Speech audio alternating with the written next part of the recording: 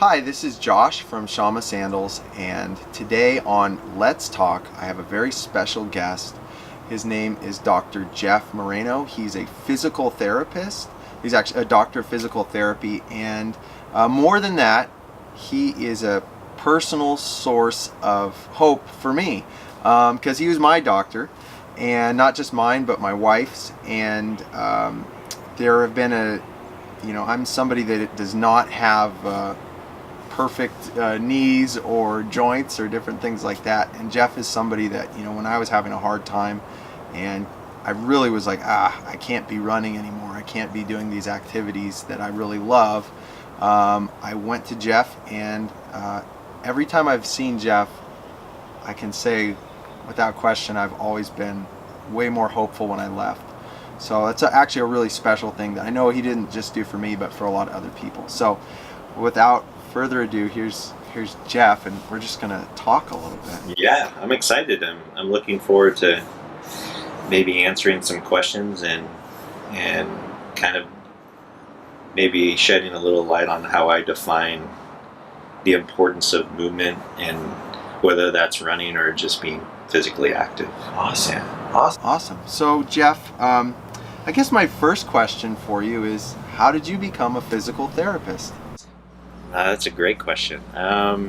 Man, from the age of 16, I knew exactly what I wanted to do, which was become what I am today, which is a physical therapist. I was introduced to it at a young age through an injury, like most.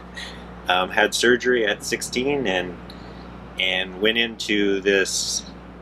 The doctor said, you need to have physical therapy now, and I'm like, oh, okay. So what kind of injury was this? I had knee surgery, and during an athletic event, and as a result of an athletic injury. And I went to therapy, and I was the worst patient ever. I guess maybe because I was 16 and just wanted to be back doing what I loved to do at the time, which was wrestle. Oh, you were wrestling? Yeah. Okay. And so grew up with a family of coaches that were wrestling coaches, and a bunch of family that were wrestlers, and I followed that suit, and I loved it. I was very passionate about it, and still am. Are wrestlers stubborn? I would say they're stubborn and a lot of other things, probably. But that's how I became introduced with the profession, and I loved movement. I think I always tell this story that I probably wasn't a great learner when I was younger, but I had this ability to learn through observation. Okay. And a lot of what physical therapy is learning how to pay attention and observe movement and observe the human body. Yeah. And so my mind just gravitated to that, and I think that style of learning and kind of my strengths and or weaknesses as a young learner and child helped to draw me towards that, I believe, and I wouldn't do anything else, although I am slightly doing something else now. But it's been 15 years now since I've started actually that profession. It's been a lot more years since I've actually was 16. How old are you right now? I'm 41. 41? Yeah. 2 years older than me. Yeah. So that's how I started, and I just made the commitment to doing that's what I wanted to do, and doors opened up, and that process was actualized, I guess. That's awesome. A lot of kids at 16 have no idea what they want to do. So I hear, and I didn't know this. I'm like, so I hear that's actually unusual, but it was a blessing for me, and especially with maybe some of the struggles that I had with figuring out how to learn as a kid, which was challenging. What was the hardest thing about learning for you as a kid? I think in our educational system, and this is a big tangent. Sure, go for it. in our educational system, there's a very defined process, and that kids need to go through. And for someone like myself, I think that process was probably a little too quick initially, and I needed someone who can allow, or who was able to be a little bit more patient with my learning. Took a little longer for me. I loved the second grade so much I did it twice. And that's awesome. But it took me struggling through high school and getting into college and having the tenacity and grit to just know what I wanted and work hard enough to do it. Even though it was still a struggle. And it wasn't until graduate school that I actually figured out how to learn and critically think and understand that I didn't need to memorize everything, and that I can just think about it from a more so you became more efficient as a learner. Significantly, but no one ever taught me that until it was kind of learned by doing. And I think this, at least the process that I was in from an educational standpoint, didn't necessarily help me through that with my style of learning. The tricky thing I've experienced, even just going to therapy, is our bodies are moving in 3 dimensions. And so you're thinking about one axis, but there's another axis, and and then there's timing and all that. So maybe our educational system isn't set up for somebody that's like just thinking outside the box a little bit. I think I gravitate to that. That makes sense to me, is being able to see things and watch people move, and learning chemistry wasn't anything about that, right? So it was a means to an end for you. It was. I think there was some necessary steps that I needed to struggle through to get to where I wanted to go. But it definitely taught me a lot. It taught me the importance of doing stuff that you love, and it's worth the struggle. And it's probably where I'm at today again. Awesome. So Jeff, my mind was just blown that you were a wrestler, and from a family of wrestlers. I'm like, this is a soccer guy or just a runner from like a very young age. No, I ran because I needed to lose weight. But then I fell in love with it because for whatever reason I just happened to be okay at it, and then that passion from having to do that it grew professionally and personally as I aged up through college and into graduate school, and just then completely became obsessed with it, which is a little bit of how my personality is. So that's awesome. That was actually my next question was, how did you become a runner? So it's probably started during that time. If you grew up in the small town that I grew up in, you'd probably just see me running on the streets. With the purpose to make weight at a young age. Were you spitting too? Probably. But then one thing led to another, and that activity, I left and entered the educational system, and I wanted to still be active in other ways, so I found running, and it's something that was pretty easy to transition to, and I loved it, and there was a sense of accomplishment after I achieved it, and it always made me feel better, and that's probably, after I stopped racing and doing all those things, that's probably where I'm back to nowadays. Is people ask me, well, don't you race anymore? I'm like, no, I don't, but I run almost every day, and I run because it makes me feel awesome, and I do most of my best thinking out on the trail, where I saw you the other day.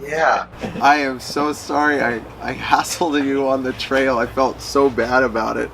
I'm like, hey Jeff, can you do an interview? And I was like, oh, that's so bad, Josh. What are you doing? But it was really good to see you there. And not to give up your secrets, is that your favorite run? Is that your what's your favorite run that you do on a regular basis right now? That's my favorite run. I'm probably in the forest there where you saw me in Nicene Marks, probably at least 4 days a week. It takes me 9 minutes to run from my house to that spot. Awesome. And then I have multiple miles that I can go, and during the week it's like my own little forest. I hardly ever see anybody. Yeah. It's amazing. It's heaven on earth. It really is. Yeah, Nicene Marks is absolutely Wonderful. incredible. Yeah. But the problem with that is now I don't go anywhere else because it's so close to me. Are you in a running rut? Maybe. I get stuck too. For me, it was wherever it is I'm going, I just seem to be stuck on that place for a few months, and then I finally burn out, and then I'm like, okay, I've had enough of it, and I'll go find something else. But Nicene Marks, I have this little 8-mile thing I've been doing there, and it's like, that's all I can do. Yes. But I mean, it's pretty good. I love it. It's amazing. So yeah, awesome. What's your philosophy on running and keeping yourself healthy? Like, what are you trying to accomplish each week? Yeah, so with my running, again, it's transitioned a lot from, instead of training for something specifically, it really is my source of mental health. And it's my source of physical activity that just makes me feel wonderful and awesome, and I like it because it's accessible, and it's achievable, and I go out with the intention not to go out at any pace or almost without the intention of going out for a certain distance, but I just go out, and once I feel like I need to turn around, I turn around and I come home. Okay. And so with regards to mileage, as much as I basically own a software company now that uses data to understand this for runners to keep them healthy, but I actually don't even know how much miles I run per week.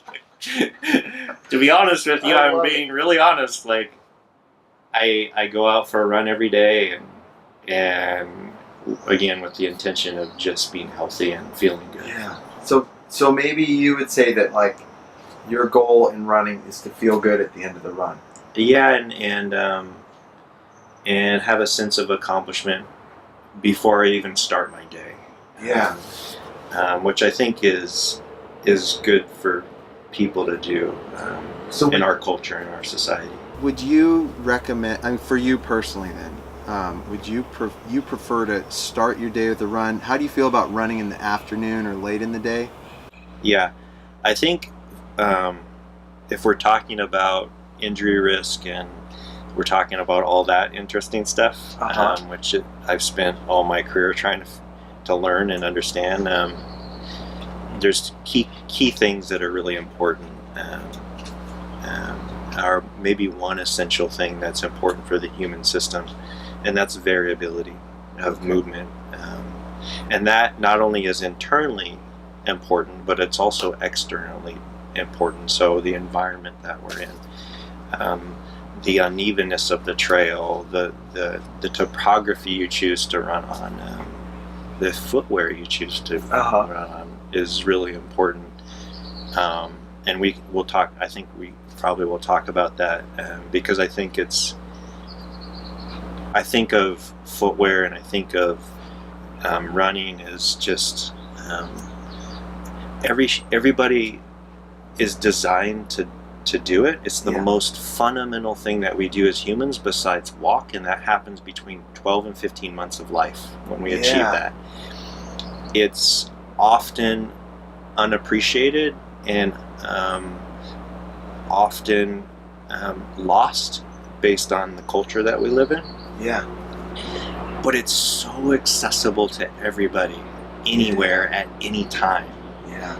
So choosing an environment that affords the person variability of movement, and for me that happens to be on a trail, and that's why I spend most of my time on trails now, is really important to the health for me, but also the health in general from an injury risk standpoint. So you're saying that like if obviously give them between a road and a trail. You're going to take a trail, and the biggest reason for the trail is it's going to force you out of just this steady pattern. Our body loves to do two things. Okay.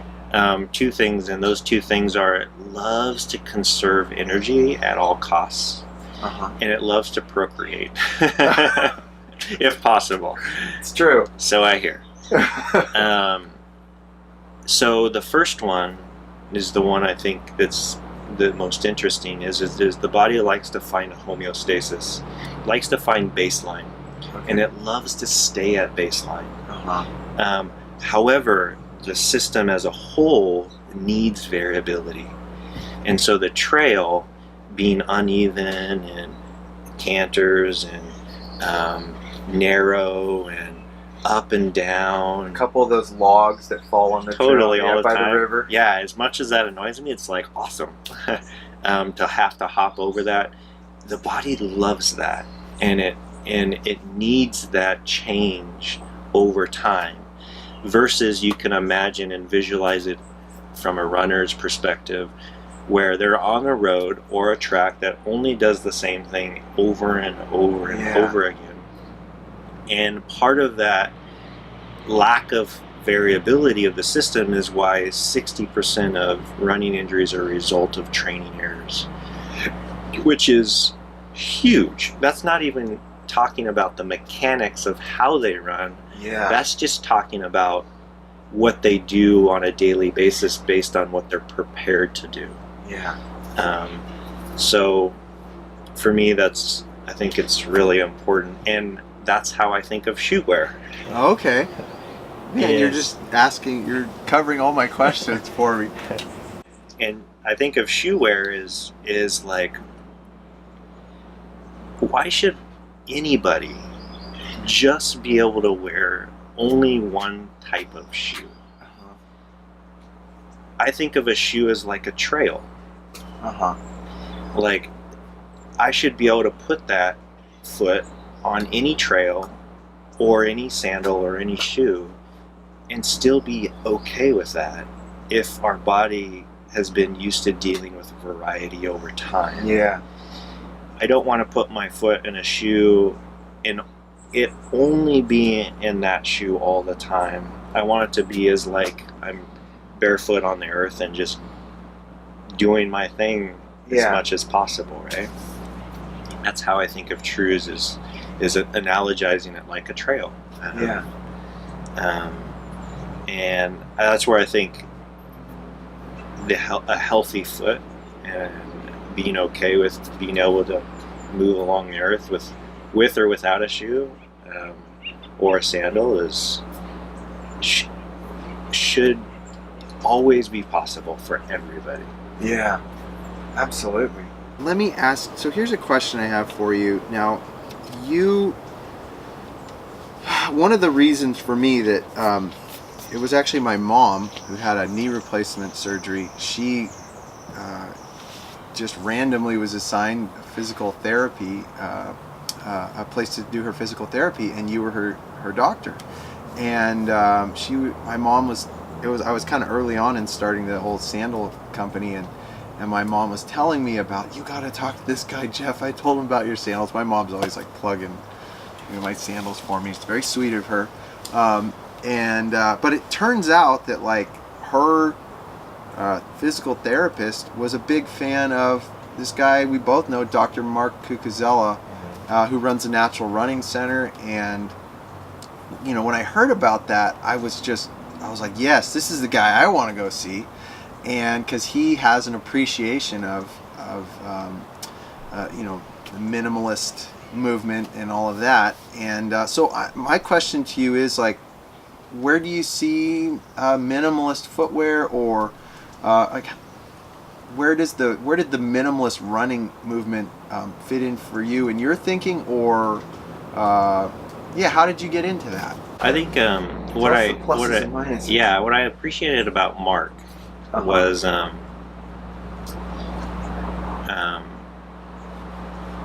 he, from a clinician's perspective, there's a big disconnect sometimes between what happens in the clinic, and also kind of the research coming out of the lab, and then the application of it, and how do you connect those two pieces, right?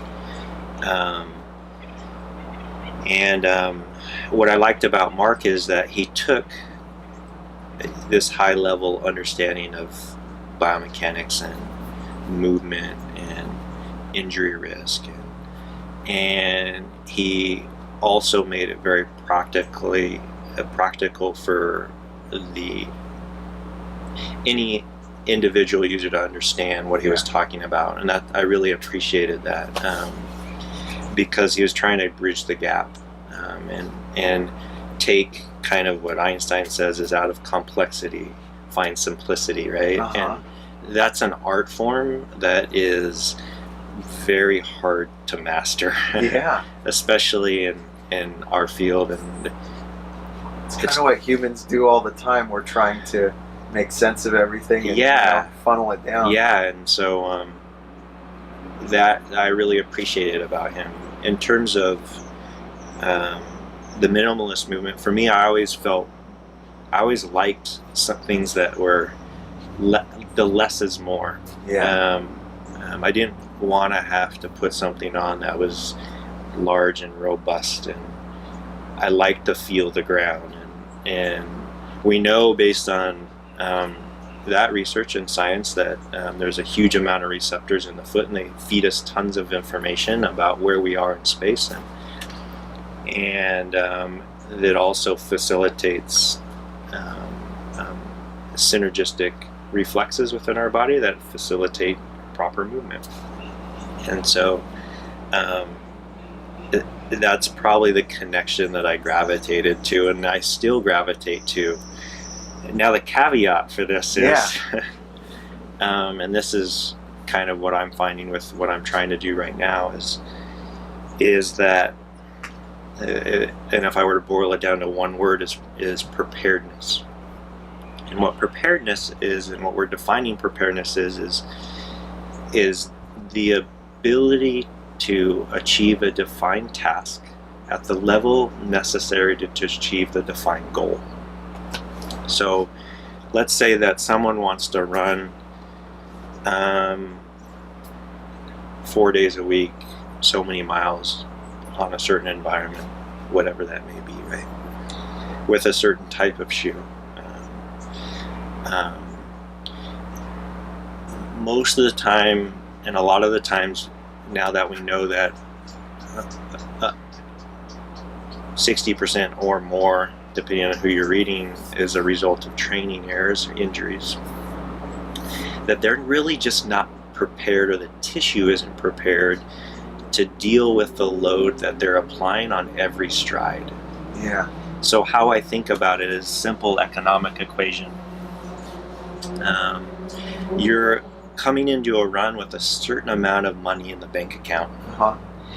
And once you start the run, and this is all based on your historical movement, once you start the run, you automatically start withdrawing from the bank account. Yeah. And you don't want to overdraft.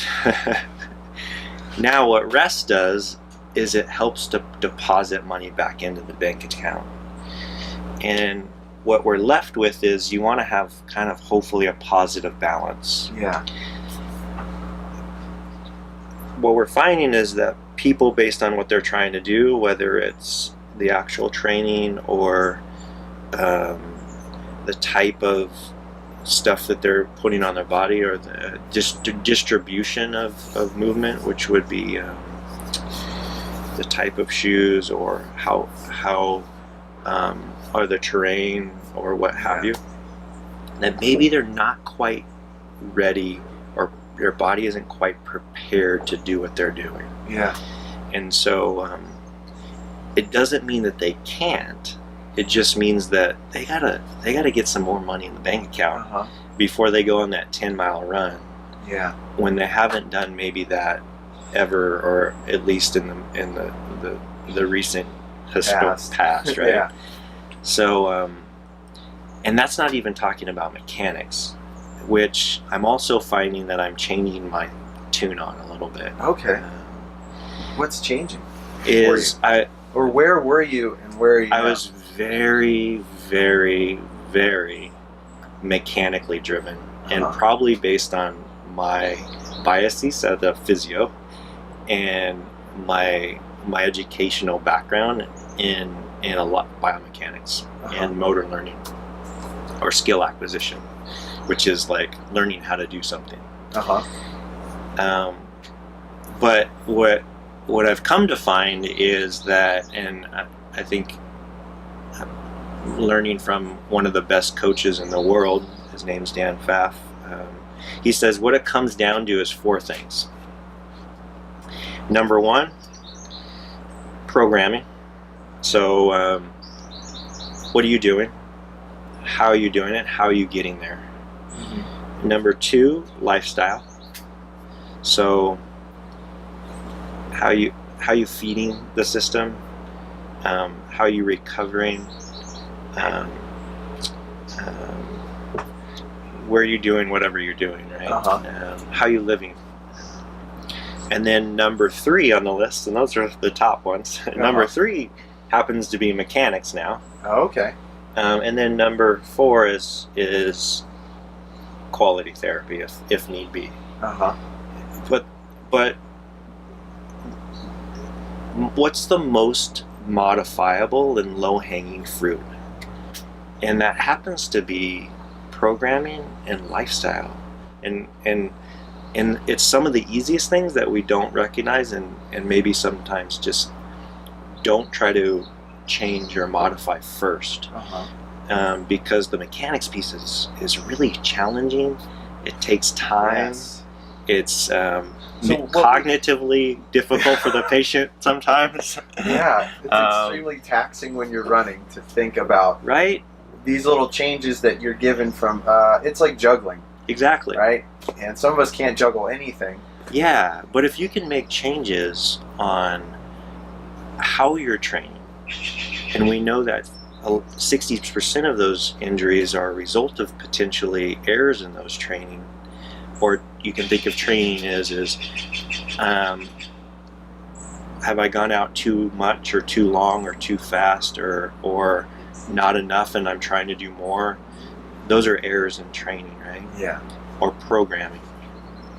So those are like really accessible and modifiable things that a runner can do without having to think about how they're moving. So what would you say are like, what are the best examples you can come up with right now? The most common things that somebody needs to change in their program? Yeah, so simple things that our data is starting to show us is actually running too little, or you can think of it 2 ways. Not enough can get you in trouble. So someone who runs less than 2 days a week is a risk factor for injury. Someone who runs less than 2 hours a week happens to be a risk factor for injury. And you can, and it makes sense, right? If I were going to say, hey, I know you haven't done some heavy labor recently. Yeah. But over the next 2 days, I want you to take all those rocks that are super heavy over there and move them over there, and it might take you 8 hours each day. Yeah. That's going to be a problem. But if I distribute that workload over a longer period of time and give someone the opportunity to build their capacity or build their bank account, then they can tolerate that and they're going to be completely fine and accomplish the same task. It just might require patience. Yeah. Oh, patience. And that's... Can you teach patience? I would think we're trying to teach it visually. Okay. So we're trying to give people the opportunity to sustainably optimize their best self through visualization tools. And I think that's the exciting thing for us. It's really accessible for the runners versus, hey, I need you to move your leg in this way. Yeah. Or I need your posture to be this way, which I still think very highly about. And it's very important to me.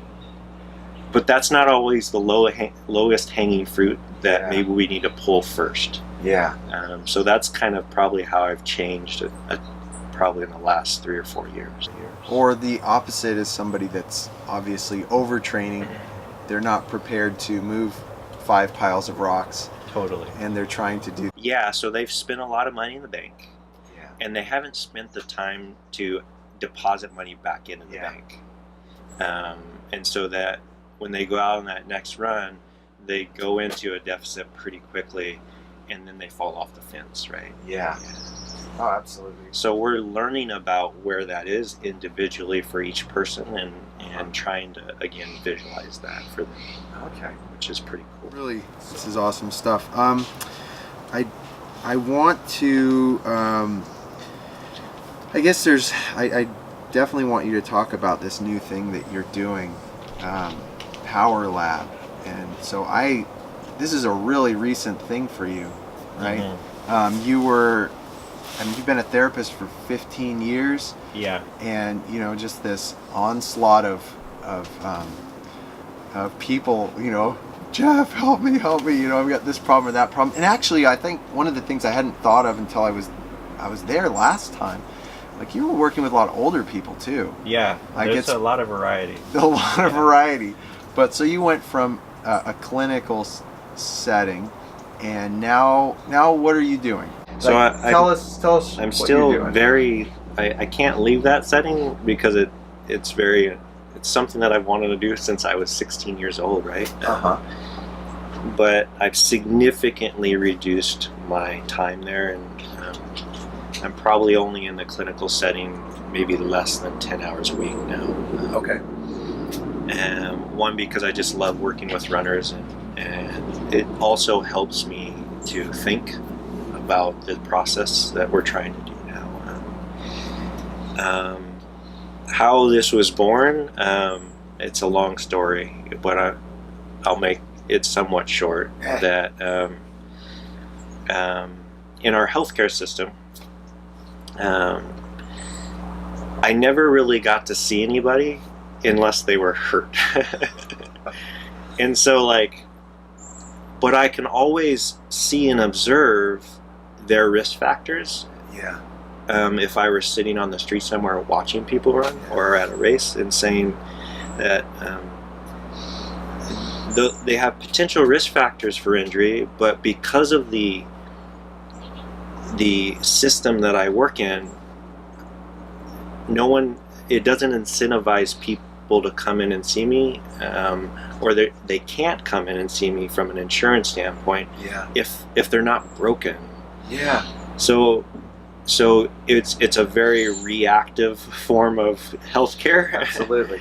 And I became very frustrated with this form of healthcare, where I can be helping people, hopefully not accessing the healthcare system in such a unique way, and I just didn't have the ability to do that.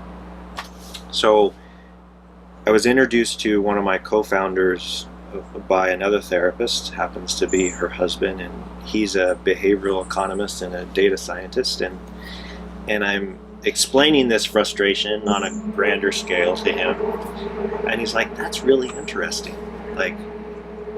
I'd really be interested in trying to figure out, and my whole thing was I want to create a platform where I can come up with this, what I call injury risk quotient, where I can give someone knowledge of of their risk factors prior to the onset of them actually having a problem, and then them proactively acting on these issues, from simple things like just changing their programming or training because they're at risk for either not doing enough and they're trying to run, or doing too much, right? Lifestyle stuff like sleeping and eating, and then really basic mechanic stuff that they can change that we know about that are serious risks of injury, but but no one necessarily is acting on because they're not giving the tools for them to act on. Yeah. So I said, well, let me figure this out. And so then he was on a mountain bike ride with a friend.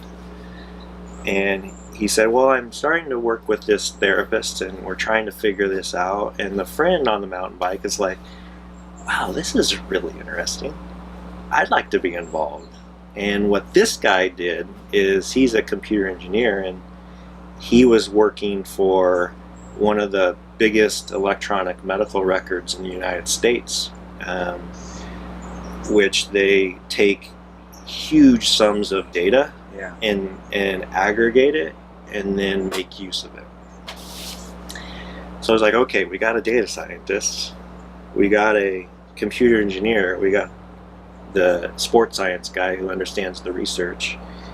Why don't we just combine these together and create a company? And that's how Power Lab was born. Awesome. Yeah, and Power Lab's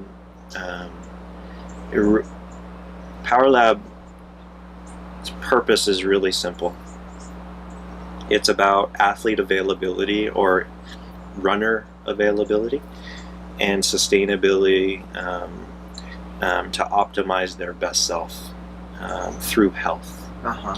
And so we're not interested in performance, even though we work with some of the best runners in the world. But we're interested in the products that give them the opportunity to perform. And what those three products are is that what we found is that one of them's understanding preparedness and where they're at, and what they're able to do now and in the future, understanding wellness, and then understanding what it's like to be robust and resilient so they can continue to do what they do. And this has been confirmed over and over for me. And one of our athletes is a indoor world servo medicine, the 800 meters. And I am asking him, he's had a bunch of success over the last 2 years, and I'm asking him, what's your secret, man? Like, tell me your secret. And he's like, you know what, man?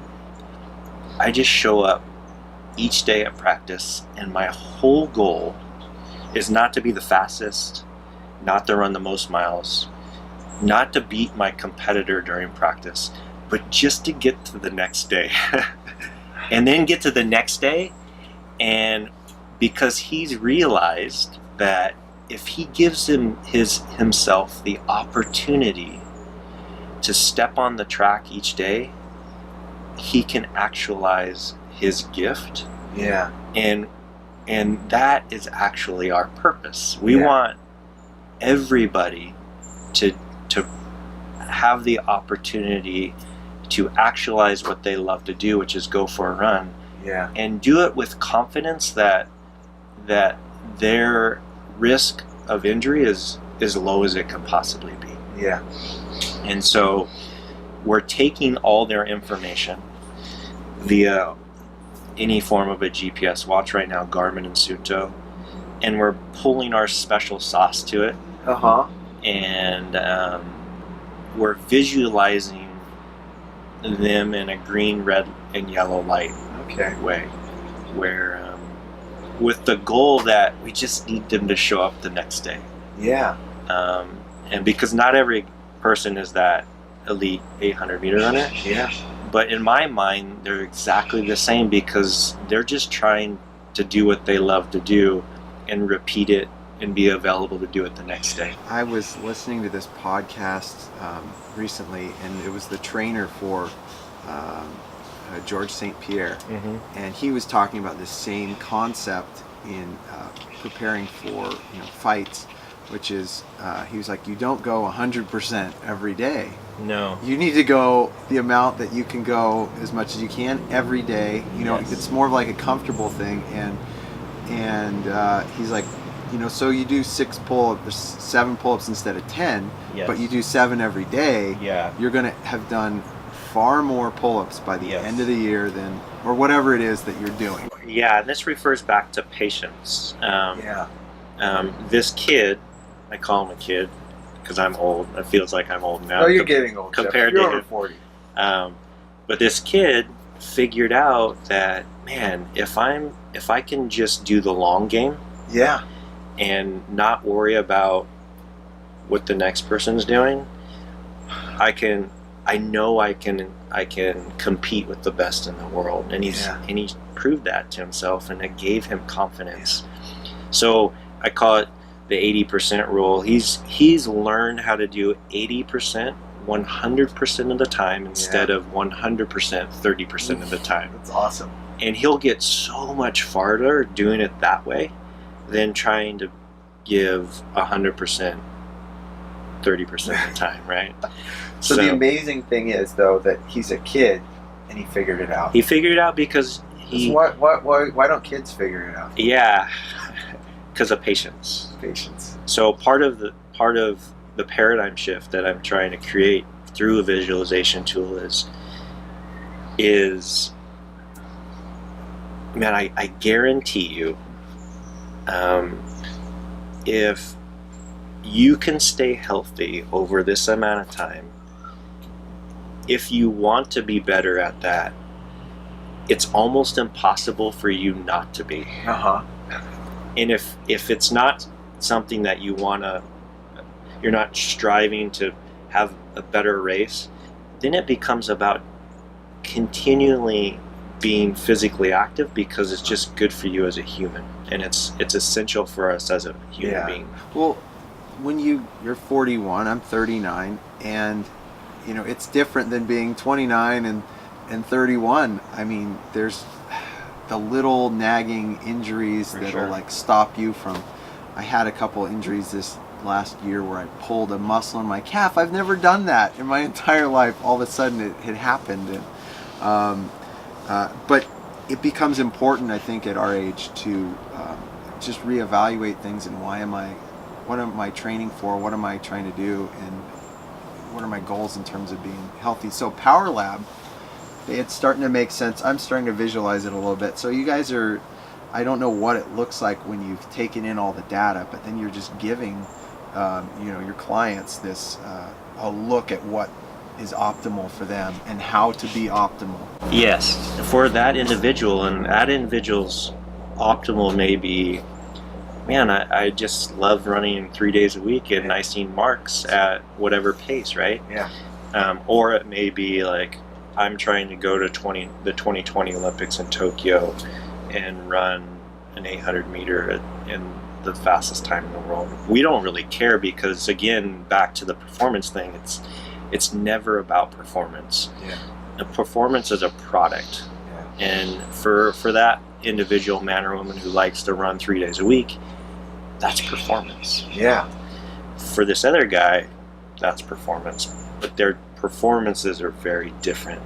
So how can we individualize that understanding based on who they are as an individual, their past experiences, and give them a tool where they can push start, they can push stop, they can download the information into our platform. We upload it, and then it visualizes, you're green. Yeah. Nice work. You still have money in the bank that you can spend for tomorrow. Yeah. Or your next run. Or you're red. You're at 2 to 4 times increased risk of injury. You might want to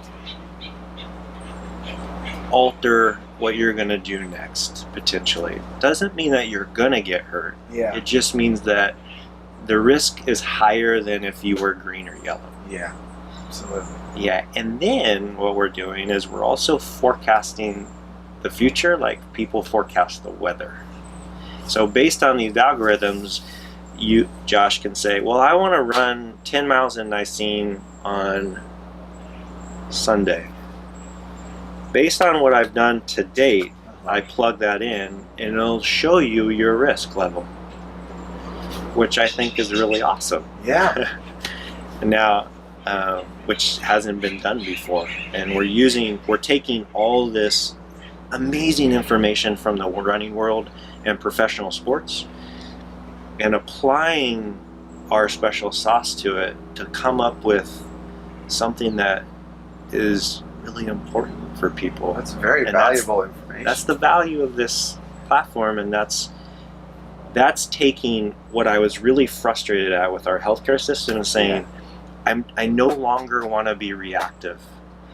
I'm going to be proactive in my own running health. Yeah. And I'm going to visualize my best, and that's our motto. Yeah. That's super exciting to me, because all it comes down to is like, I just want people to be active. Yeah. In the big, grander scheme of things, Yeah. which I won't get into because that would be in a whole nother podcast. If you want to check it out, you can go to pwrlab.com. We're on social media. I'm learning how to do that. Apparently, I'm not very great at it. I've learned this. Are you guys, so do you have to physically be in Santa Cruz? Can you be anywhere? Anywhere in the world. Oh, that's cool. Yeah. We've had some really exciting companies come to us and who sponsor athletes. And okay. We're like, we don't care where your athlete is. They can be in Kenya for all we matter. All they need to do is plug it into something, and we can take the information and we can, all the key stakeholders in their lives can see it. Okay. And then help them be their best. What does it cost to get this information? I'm just curious. Yeah, so it's a per month. Okay. So what it comes down to is it comes to like $191 a year. Okay. Something and change. Which is a whole lot cheaper than going to your primary physician, getting the cost of doing that, getting a referral to your specialist after you've been hurt, paying out of pocket to see you, paying out of pocket to see me, which you pretty much already paid the system off doing that. I mean, just economically, it's, and then you have a historical record which becomes like your personal electronic health record for running. That's awesome. And then other sports eventually. So that would be the cost, like $15.99 a month. Okay. That's awesome. Right? I mean, so have a few less coffees at your local coffee shop. Invest in yourself. And let us help you. Give you the opportunity to sustainably optimize that. So that's my plug. Okay. Well, Jeff, no, that's awesome. I'm actually really interested in it. How you sold me, and we'll hook you up. Yeah, awesome. Well, I just wanted to say I think that's probably a good spot to end it for today. But you got to come back. No, anytime. And I love questions. You can email me at jeff@pwrlab.com. Things that you want to know about, things that you're interested in, that maybe we can talk about for your users, for your people who wear your sandals, which is awesome. I have 2 pairs because you gave them to me. Yes. Which is nice of you. And I wear them all the time. Awesome. Yeah. So I really appreciate your time and giving me the space to share my passion. Yeah. Well, which is running and wrestling, apparently. Which, you don't want to get me started on that.